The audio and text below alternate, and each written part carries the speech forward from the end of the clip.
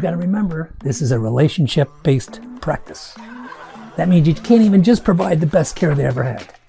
You got to have relationships. You got to look people in the eye. You got to know stuff about them. You got to make them feel they are connected, and you can't fake that. That's who we are. That's for real.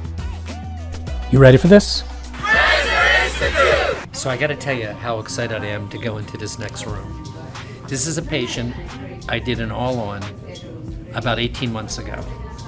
And at the time, it was unusual for us because we could not load her teeth that day. And I use a protocol where we load the teeth the same day. And then and today, it's the only time it's ever happened to me. 3 weeks, so we give her an immediate denture, which was heartbreaking. 3 weeks later, she got diagnosed with pancreatic cancer. So she had a lot more concerns on her mind than whether her teeth were going to fit at the time. But, you know, it was still heartbreaking because now she was having a more difficult time masticating and everything, and I'm sure she couldn't keep her denture in very well. Well, today's the day. She came back into my life 3 months ago. We use Chrome Guided Smile protocol when we do our all-ons. And it is the only case ever I couldn't load. Ever. One case. This one. We found out 3 weeks later she had pancreatic cancer, right? So everything was off. She battled like a champ, and with the grace of God, came back and just appeared in my life about, 4 months ago? So I had buried the 6 implants and did not use them 2 years ago. Today, I uncovered them. They all integrated with the help of my man Bob Posey, anesthesiologist over my shoulder, Susie Parrott. 3 of us, you're going home with teeth, and they look beautiful. What'd you say? That means I can bug the crap out of you? Yeah, because it's always fun to welcome in the new people, get them a feel of Doc, the best dude in the world. She can't make one sentence without doing this. That's why you love me. I know, this is why. Meet Dorothy.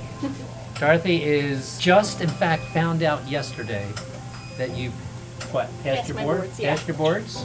She just graduated in May. She didn't know when she was going to get her license, so she says, hey, you guys got a job for me? I'll do anything. That sold me on you, by the way. I love that. Okay? You said, anything you want me to do. I want to learn about dental offices, the workflow. Doesn't just have to be dental hygiene.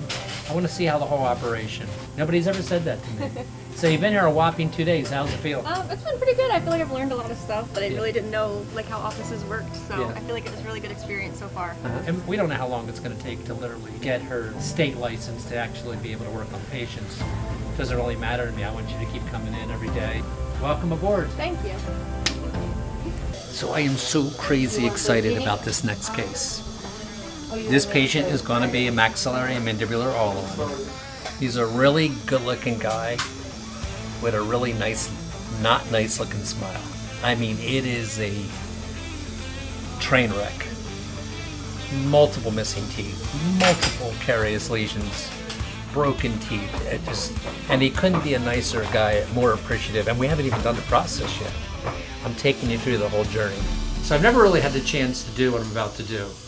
And that is live interview in video, an all-on case that's about to happen in the next, I think it's about 4 weeks from now. So I met you, Pete, when did I meet you?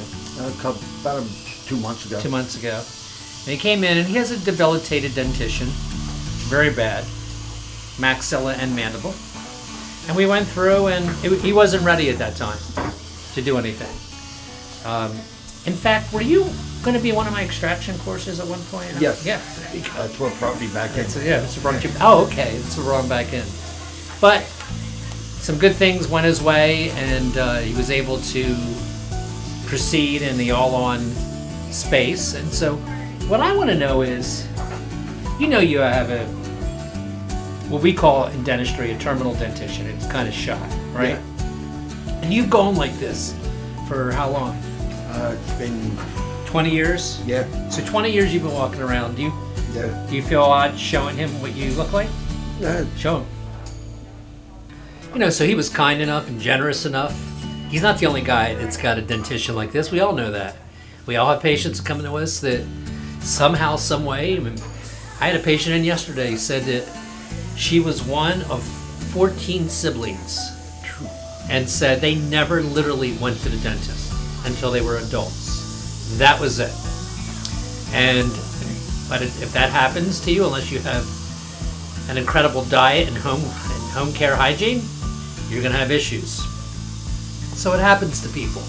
Not everybody's blessed with a family situation where you can have orthodontics and 6-month hygiene checkups. I get it.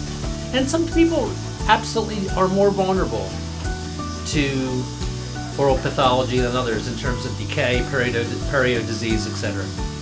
So you've been rolling like this for 20 years, and Since my son was born. since your son was born? And it must be challenging, right? Because you must feel a little, Yeah.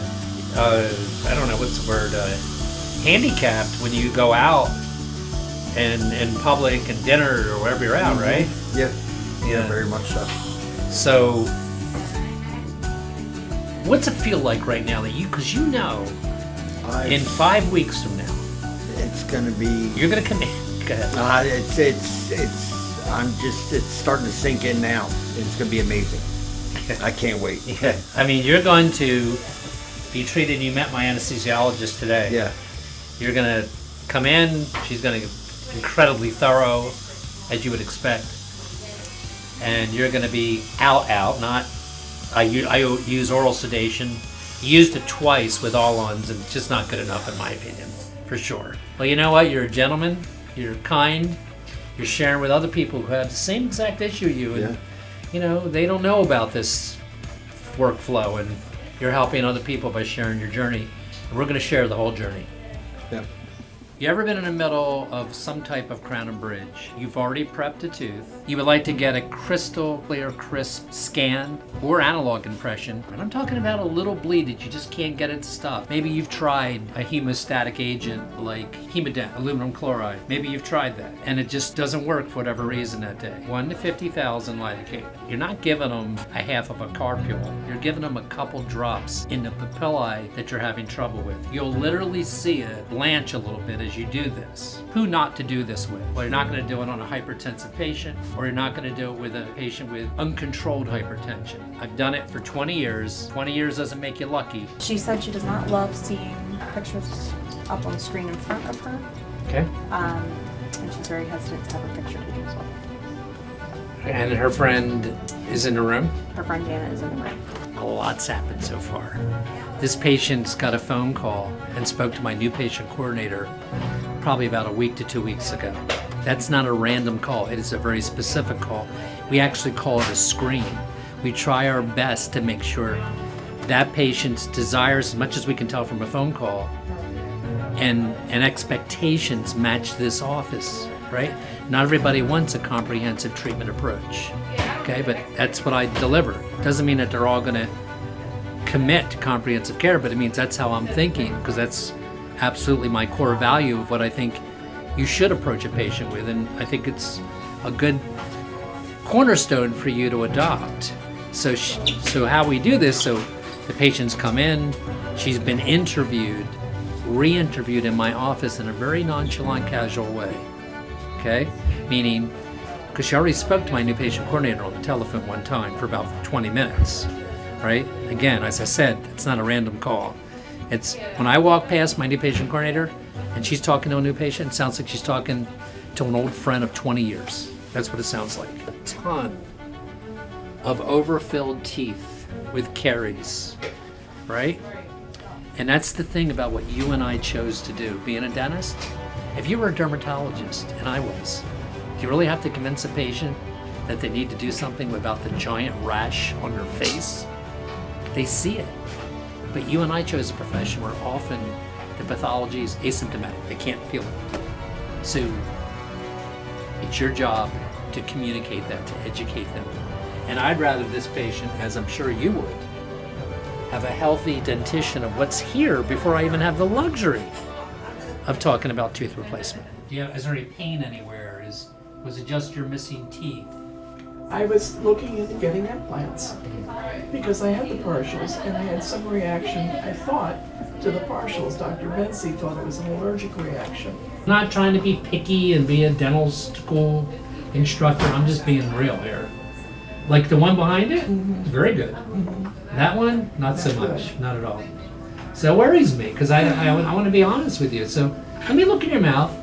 I'm really good at giving you an honest appraisal of what I would do if I was you. Okay.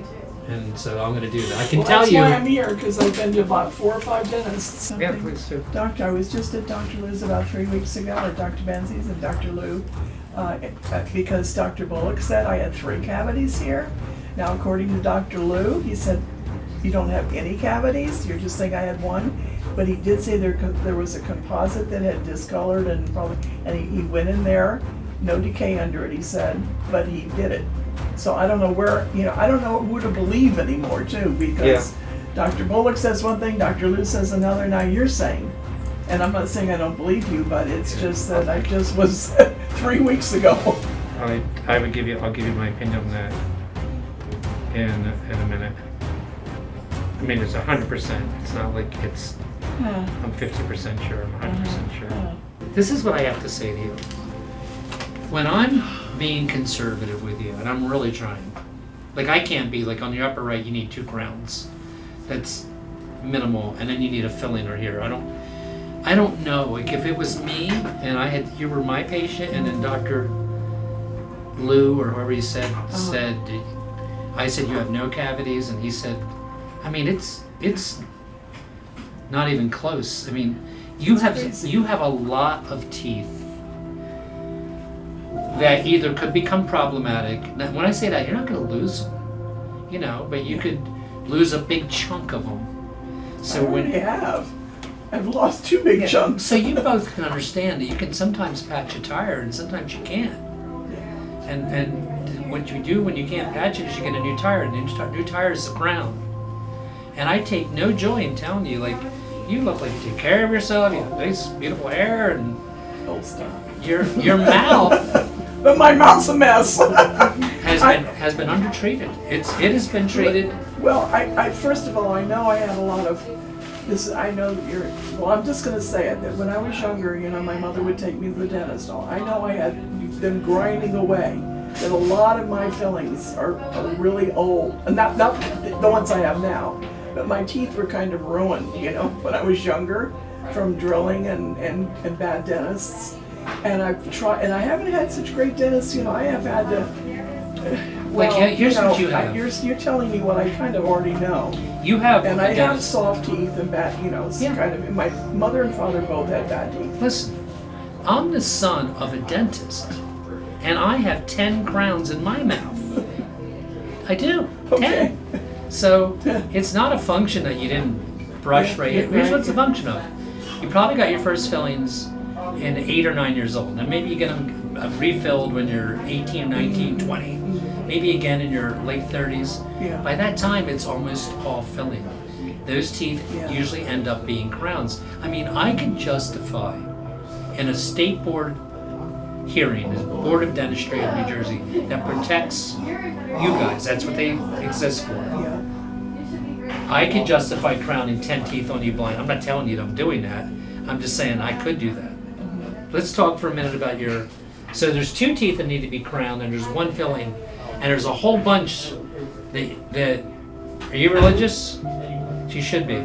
That you should pray that they make it. So I walk in, and her chief complaint is a desire to have tooth replacement in the form of implants.